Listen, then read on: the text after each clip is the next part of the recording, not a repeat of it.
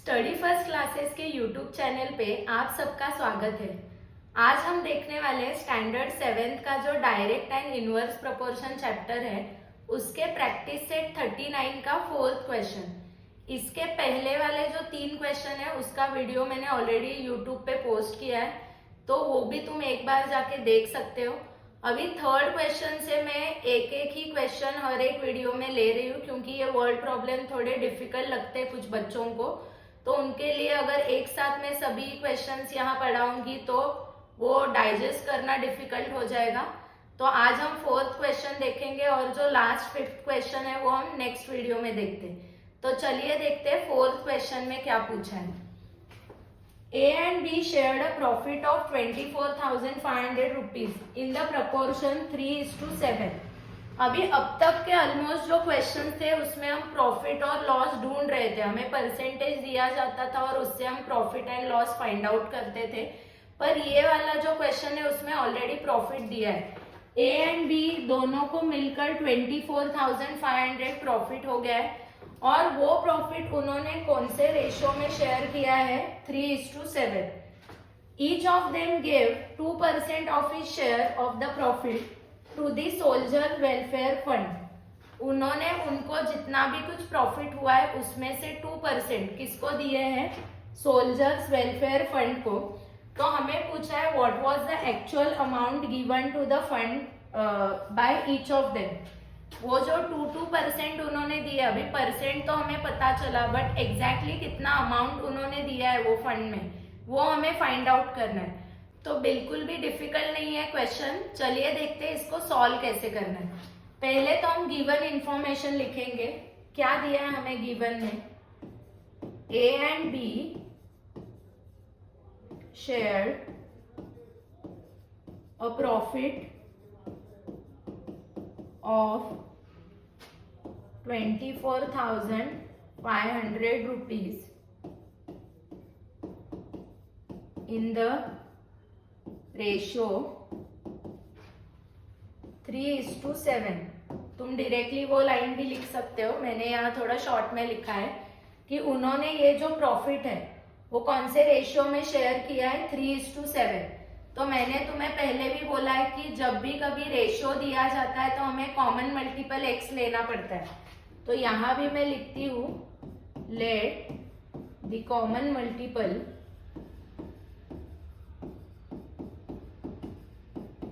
B क्या लिखेंगे? x। अगर कॉमन मल्टीपल x है तो ये जो 3 है वो किसके लिए? a के लिए और 7 b के लिए। तो यहां हम लिखते हैं a's profit is equal to ₹3x and b का प्रॉफिट कितना लेते हैं? 7x। तो जो टोटल प्रॉफिट उनको हुआ है कितना? 24,500।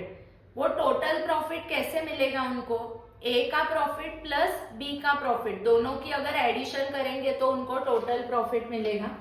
तो यहां हम लिखते हैं टोटल प्रॉफिट कितना है? Total profit ₹24,500। अभी ये जो टोटल प्रॉफिट है वो कैसे मिलेगा उसको? A's profit plus B's profit is equal to क्या होगा? 24,500। तो a का प्रॉफिट है 3x एंड b का प्रॉफिट कितना है? 7x is equal to 24,500। 3 + 7 क्या होता है? 10x is equal to 24,500। अभी 10 यहाँ मल्टीप्लाई, वो साइड जाएगा तो क्या होगा? डिवाइड। तो x is equal to 24,500 upon 10। ये कट करेंगे तो x का वैल्यू हमें क्या मिलेगा? 2,450। पर हमें x नहीं निकालना है, हमें पहले तो a एंड b का प्रॉफिट निकालना है, फिर उसका 2% निकालना है। तो हम यहाँ क्या लिखते हैं? ए's प्रॉफिट इज इक्वल टू, अभी a का प्रॉफिट कितना है? ₹3x एंड x की वैल्यू हमें यहाँ मिली है कितनी 2450, तो यहाँ लिखेंगे 3 इंटू 2450। अभी मल्टीप्लाई करेंगे तो 3 0 सा 0, 3 5 सा 15, 3 4 सा 12 प्लस 1 13, 3 2 सा 6 प्लस 1 क्या आएगा 7। तो उसका प्रॉफिट कितना है 7350। वैसे ही हम क्या करते हैं बीस प्रॉफिट, बी का प्रॉफिट कितना है 7x, तो यहाँ हम लिखेंगे 7 इंटू 2450,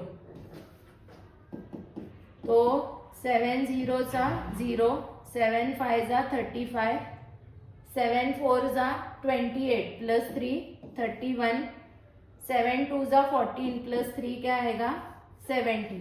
तो इसका प्रॉफिट कितना मिला है 17,150। पर हमें ये नहीं निकालना है, दोनों के प्रॉफिट का 2% निकालेंगे तो हमें समझेगा कि वो फंड में उन्होंने एग्जैक्टली कितना अमाउंट दिया है। तो पहले तो क्या करते हैं 2% ऑफ एज प्रॉफिट निकालेंगे। तो 2% ऑफ ए का प्रॉफिट कितना है 7350। 2% मतलब 2/100 इंटू 7350। तो ये और ये कट हो जाएगा, 2 1 जा 2 आता है, 2 5 जा क्या होता है 10। तो ऊपर कुछ भी नहीं बचा है, क्या बचा है 735 एंड नीचे क्या बचा है 5। तो हमें 5 से डिवाइड करना है 735 को। यहाँ मैं एक बार करके दिखाती हूँ।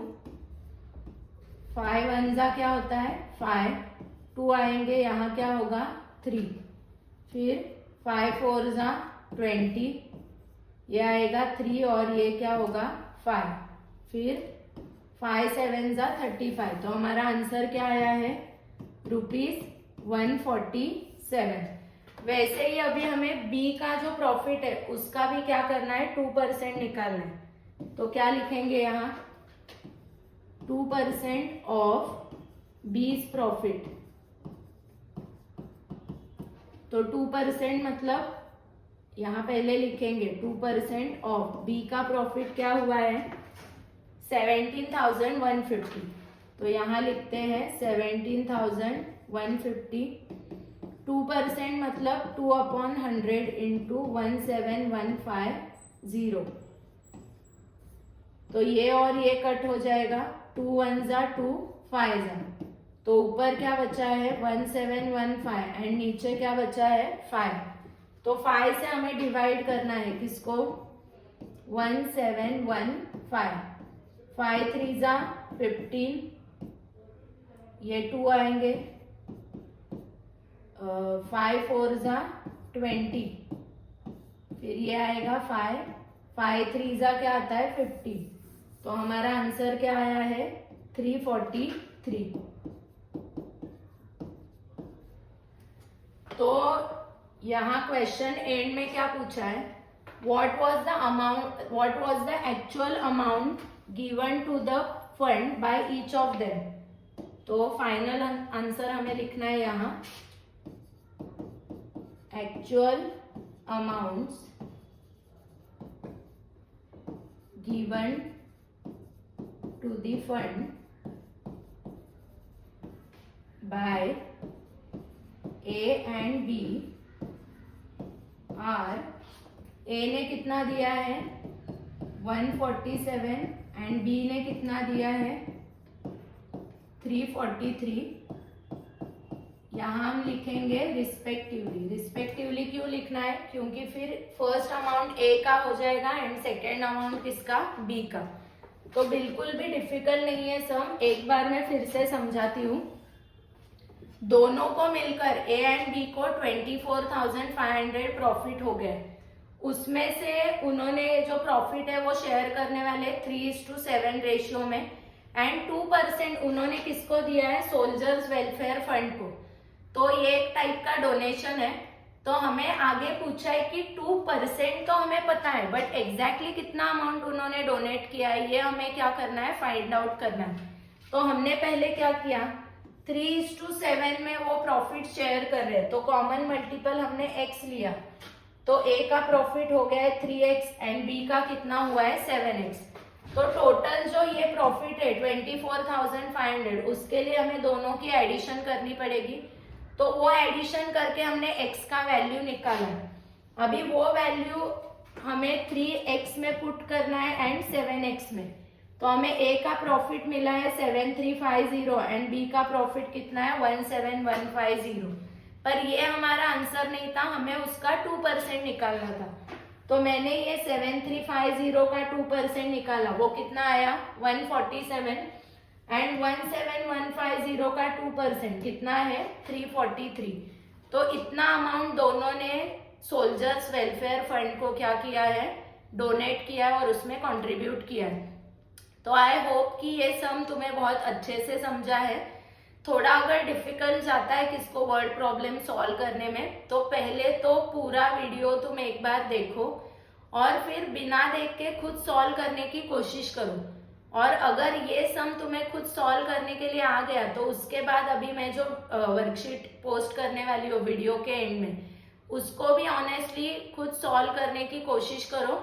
अगर तुम्हें वो भी आ गया तो फिर और क्या बाकी है, तो तुम्हें एंटायर सम अच्छे से समझ में आ गया ऐसे तुम खुद कह सकते हो। और उसके जो वर्कशीट के आंसर है वो कमेंट करके भी तुम मुझे बताओ, तो मुझे भी समझेगा कि तुम्हें ये सम जो हम ले रहे हैं वीडियोस में वो कितने अच्छे से समझ रहे हैं। तो और ऐसे आगे वीडियोस अगर तुम्हें देखने हैं तो स्टडी फर्स्ट क्लासेस या हमारे यूट्यूब चैनल को सब्सक्राइब करो। और ये वीडियो तुम्हारे फ्रेंड्स, तुम्हारे रिलेटिव्स में कोई भी 7th स्टैंडर्ड में होगा, उनके साथ भी तुम क्या कर सकते हो, शेयर कर सकते हो। Thank you.